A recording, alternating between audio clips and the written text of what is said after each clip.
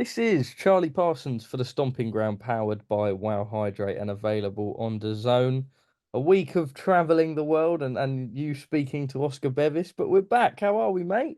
I'm very well indeed. Yeah, you were Singaporean for a week, weren't you? I was Singaporean for a week. It was quite an experience. That's a new jet setter. You've got it all going on. The aura continues to grow. I'll take that from you, Gareth. I'll take that from you. You are in Paris for the Paralympics. I suppose we're multi-sport, so we can definitely touch on why you're over there. I know covering for the Telegraph. You said it's your eighth to me just off camera there. What are you expecting this year? And talk me a little bit. I mean, I don't know too much myself about the Paralympic, how it comes about, what you're looking out for every 4 years when you do it. Well, it's a movement as much as it is sport. It's about body, mind, and spirit. There's 4,000 athletes here from, I think, 180 odd countries. Great Britain's got a team of 200, and that includes guide runners and things like that. 150 medals expected here. GB are in the top three in the world in Paralympics. I'm expecting inspiration. I'm expecting to meet heroes, some of whose names I don't even know every day, people whose lives are an inspiration to others. Um, you see the triumph of the human spirit over and over again, and you realize our human frailty. People with stories who've had accidents or born with certain conditions, um, blind, cerebral palsy, achondroplasia or dwarfism, um, intellectually challenged athletes, um, yeah, it's wheelchair athletes. So you've got paraplegia and quadriplegia, tetraplegia. As I said, I've been doing it a long time. It's one of the things I've always done for the Telegraph, all the way back to 1995, and I've always found it inspiring. I think some of the best work I've done is on this. It's about perception shift, about disability in the world. It's athletes first. Um, it's very, very inspiring. And I tell you what, you leave these games and you don't complain about anything for the next 2 or 3 months. When you just see the joy, and as I say, I'd love to call it the triumph of the human spirit, because it's about what people can do, not what they can't do. And almost everyone here is at the forefront of their own physicality. It's really, I love it. I've got Paralympism in my blood. So going to be very busy here for the Telegraph. Little bits for Talk Sport as well. There'll be loads of stories. And since I think London 2012 was the best games ever, I've only got into Paris this morning on the Eurostar, run to one side of the city to get my credential sorting out. It's like a passport you have for the whole games here for 16 days. No, it's brilliant. It's great to be. It's going to be exhausting, with events all over the city. It's great to be here. Does something like that make a bit of a welcome change from, I suppose, the travelling circus that is boxing? And no disrespect to boxing in that sense, but it must be quite nice to go and sort of. I know you do your bits with MMA and if there's opportunities elsewhere, but this is obviously quite a niche one, but quite a cool one for you to be able to regularly do. Yeah, well, it comes around every 4 years. I don't cover much of it in between these days, but I used to do a lot of it. We used to have Paralympic World Cups in Manchester, World Paralympic Athletic Championships in London. I'm not across them quite so much anymore because I'm so busy in the fight world. But it's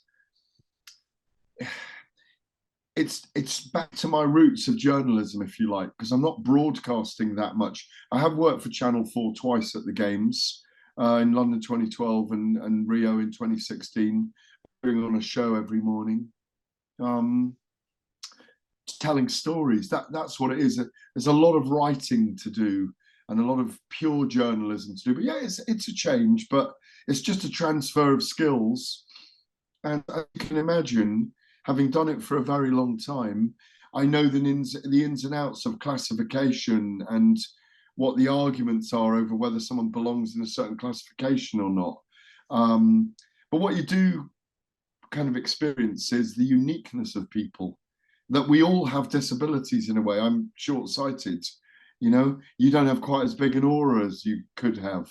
All those kind of it's just celebrating humanity in lots of ways, which is what the Olympics is, and the Paralympics is aligned to it and always follows since Seoul in when was the first one? 1996. Since it's the same organising committee since Sydney in 2000, and it's been in the same city since Atlanta, which was my first one. I don't think it was in Barcelona. I think it was somewhere else when it was in Barcelona in the Olympics. So it's a big movement with major sponsors. It's bigger than sport. It's about societal change and perception shift about disability as well. As you know, if that you'll have seen it before. That makes sense, doesn't it? Well, let's move on to the boxing world itself. A year ago today, we had low blow gate, Oleksandr Usyk versus Daniel Dubois. What do you think a year on, Gareth? Borderline low blow. So I'm going with the low blow. You I are. thought Oleksandr Usyk milks it at the time. Yeah. And there was even a little bit of me at one point, and I thought, oh, is he milking this? Does he want to get Dubois disqualified here? But Dubois learned from that night. Usyk showed that he comes strong later in a fight, as he always has done now. In that last third, if you like. Was it a seventh round stoppage? Seventh or eighth? Might have even been ninth, was it? Yeah, I can't even remember right now, but I was there in Poland. It was a big night. It was a great ninth event. round, I think. Ninth, yes, ninth, yeah. Oh, Wrocław was an amazing city. Wrocław. I actually wasn't at that one. Yeah, well, I'm surprised. Very surprised. It was I tell you what, I can't believe a year's gone by. Look how the landscape of boxing has changed since that year. Incredibly so. That was a skills challenge event, wasn't it? Yeah, it was their last one with the boxing. It was. Yeah. Wow. Absolutely. That's mad that when you think about it, actually. No, I'm not sure it was because it was a Frank Warren. Was it? Was Eddie there? Was Eddie there? No, but skills challenge wasn't always Eddie as such. Oh no, but MK1, not MK1, Krasiuk's organisation. Yeah. Had a deal maybe with them as well. That was it because Usyk signed to skills challenge, I think. Yeah. Anyway, that's just more us nattering about things that don't really make sense. What we do like we always do.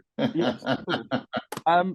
I spoke to a couple of people the other day, and we were talking about His Excellency. Well done, by the way. Thank you, my friend. Thank you. You're the talk of the town. That's nice, eh? We were talking about Frank Warren's job with Daniel Dubois.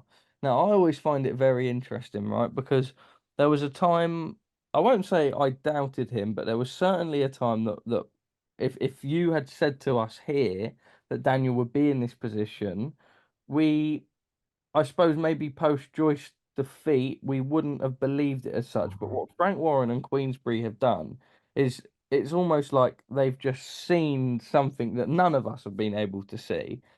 Constantly back their man, even after the Joyce fight, even after the Lorena fight, in times where he's not looked his best. He now goes into this AJ fight. But I suppose first, before we talk about that, the job that they've done with Daniel Dubois is remarkable, right? Yeah, I agree with that. But also the guy needs to grow up as well and get his man strength mentally as well. It's funny you mentioned the Lorena fight. Obviously beat him in the end, but it was very testing.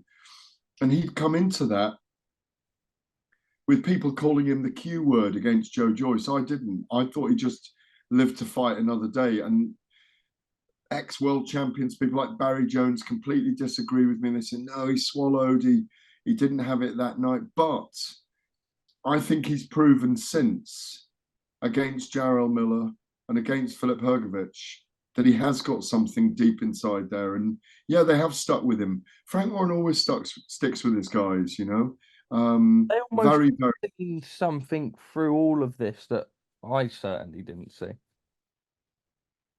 Yeah, but you don't know till you're in it. You can't just write someone off on the back of um, kind of old school mores that, because someone quits, they haven't got it in them. That we don't know what people are going through physically, psychologically, physiologically, mentally.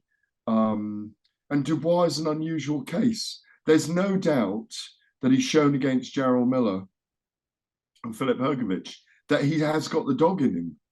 You can't say anything but that. Totally So agree.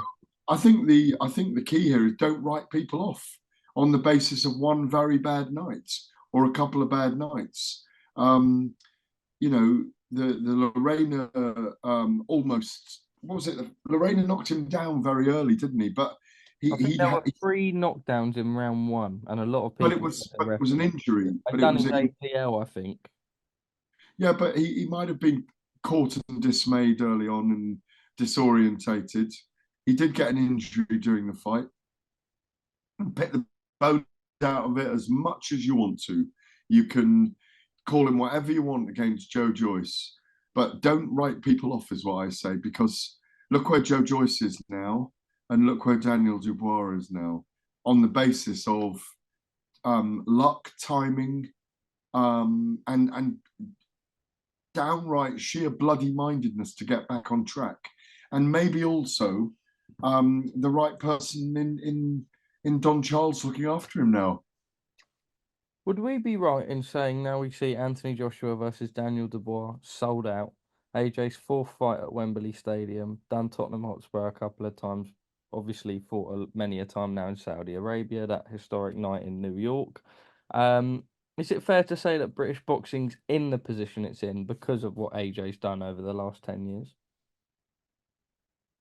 Well, British boxing isn't in that position. I think he's an enormous star himself. He has obviously helped the resonance and the eyeballs coming to the sport. There's no doubt about that. Heavyweight boxing always does that. He's been an incredible ambassador for the sport. He's had his ups and downs. There's been nothing majorly wrong about what Anthony Joshua's done in his career. It's almost a picture perfect career apart from those defeats he has had, but he's always wanted to come back from them.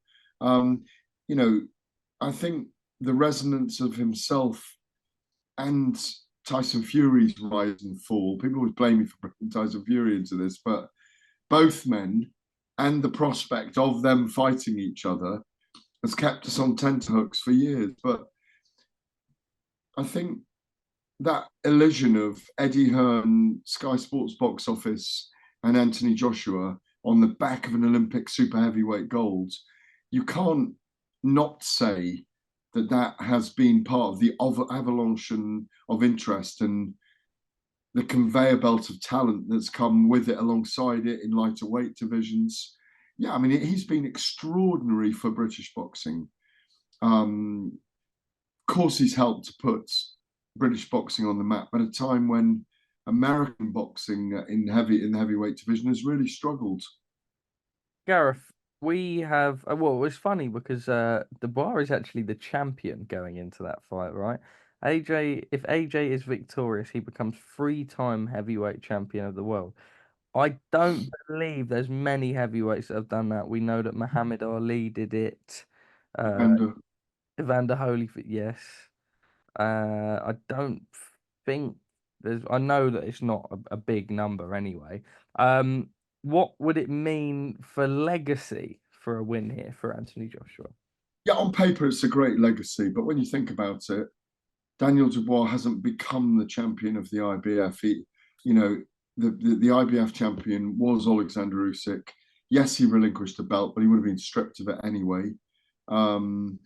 So there's always that feeling that if Daniel Dubois wins against Anthony Joshua, he deserves to be IBF champion.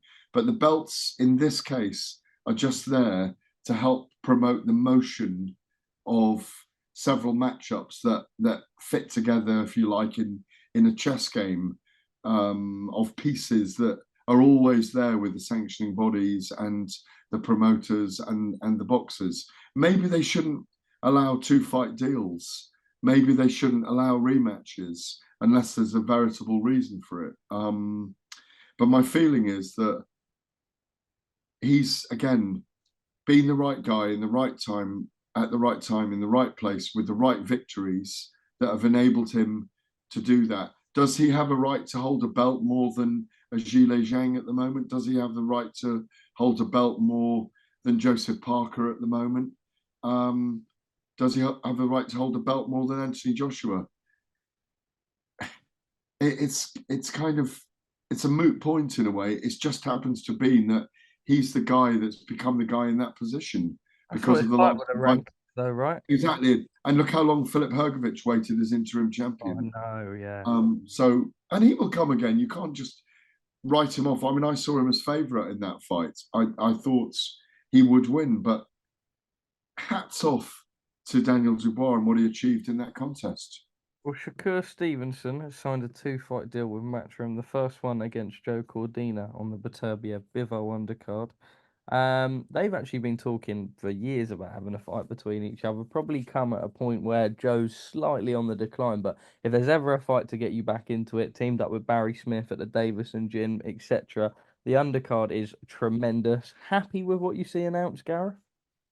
Yeah, of course, it's a great undercard. You know, there are one or two what you might call one-sided fights there.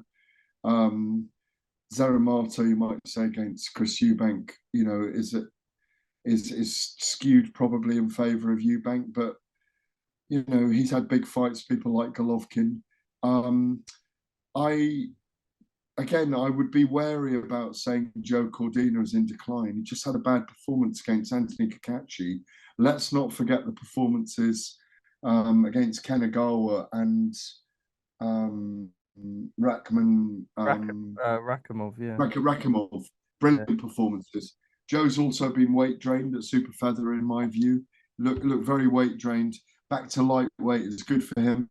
Shakur Stevenson spoke to me years, but I reckon going back 2.5 years about a fight with Joe Cordina. Always rated him as the best lightweight over our side of the pond. Yeah. So it's a good matchup, Joe and is it's a a good. fantastic fighter, actually, and we know at 130 pounds it wasn't always right for him. Yeah, exactly. And I think the styles match really well as well. And I think it'll bring the best out in Shakur. Very happy about it. One of the things that I'm really surprised to have heard in the last day or so is Moses Itauma calling out Joseph Parker. Just about to ask you, you've got my questions written down for me. Go Is it on. right, Gareth? There is, I feel like in this sport, yeah, and you can almost. I spoke with Sam Jones about it the other day. He's now managing Johnny Fisher alongside Adam Morley, and I say when we hear the names like the Chisoras and the Whites, etc., is it not almost a little bit rushed? I know Moses Itauma's amateur pedigree's different. I'm just making the point for we have these young prospects, right? And I feel like do we sometimes go a step too far with them? Because there's no middle ground fight before Parker. If we jump straight into a Parker fight, that is a big leap. It is, and I don't know. If I was Joseph Parker, I wouldn't take it. He's got nothing to gain from it. No, Nothing, absolutely, unless he's being paid millions of pounds for some reason. But I don't. I think it's a bid from Itauma to make some noise from his management team. I don't think, because the problem is for Itauma, if he beats Joseph Parker, where does he go from there? He's only got the top six to fight after that. Does he fight Bacoli next then? You know? I don't see it happening. If it does, well done.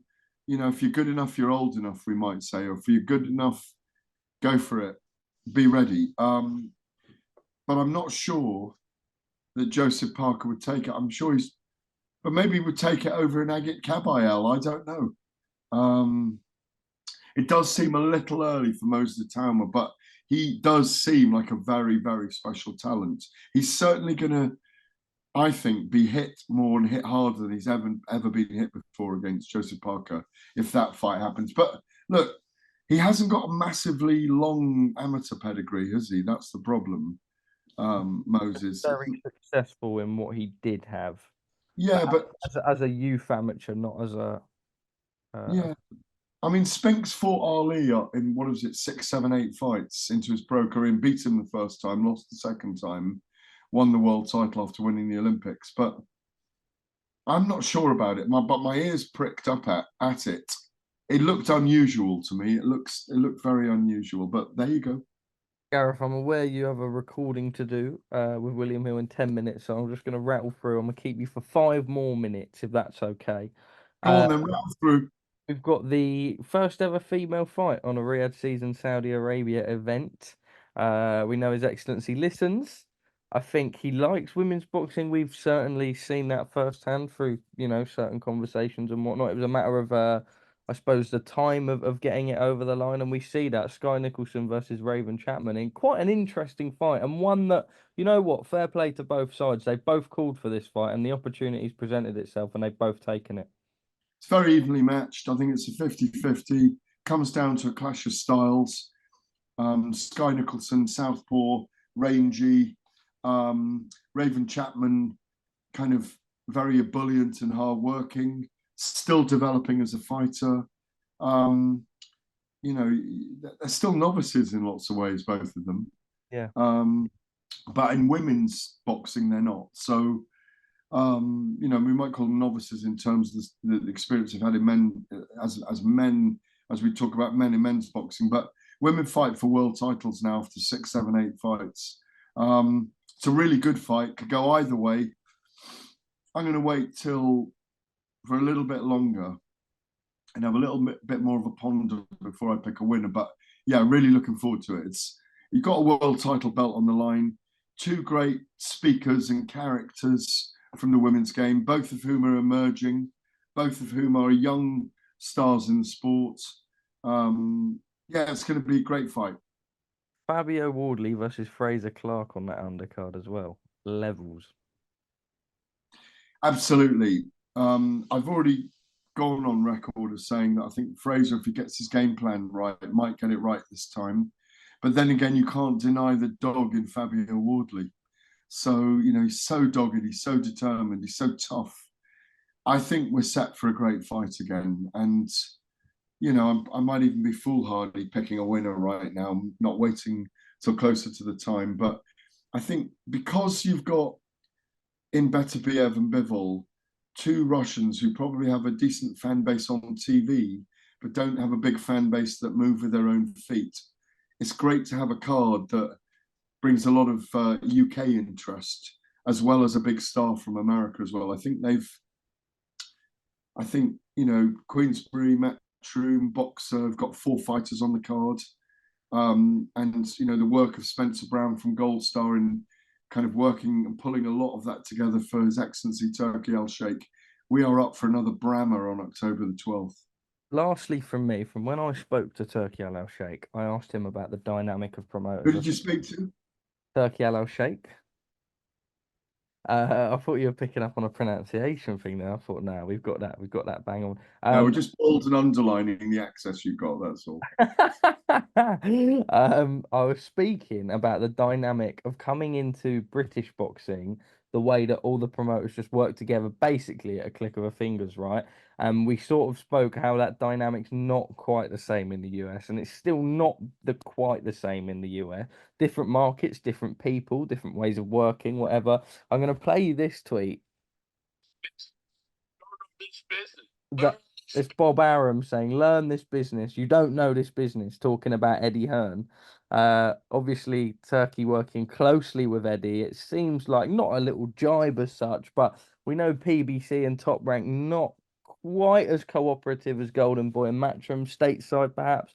What's your perception on sort of the whole cooperation out on the in the North American region? Well, it's great to see the Brits cooperating, as I just said. It'll take a bit longer and the right fights and the right deals to make all the Americans work together. They've obviously got different deals that they're happy with. ESPN with Top Rank. If they needed a new deal, then I'm sure that will come. But they're a very powerful organisation. Oscar De La Hoya has got DAZN, so he's slightly more in the mix with your Eddie Hearns. But again, very, you know, very powerful promoter in lots of ways, and zany and all those things that goes along with Oscar. Al Heyman's got his Amazon deal, which is enormous, 500 million subscribers to Amazon, moved at the right time.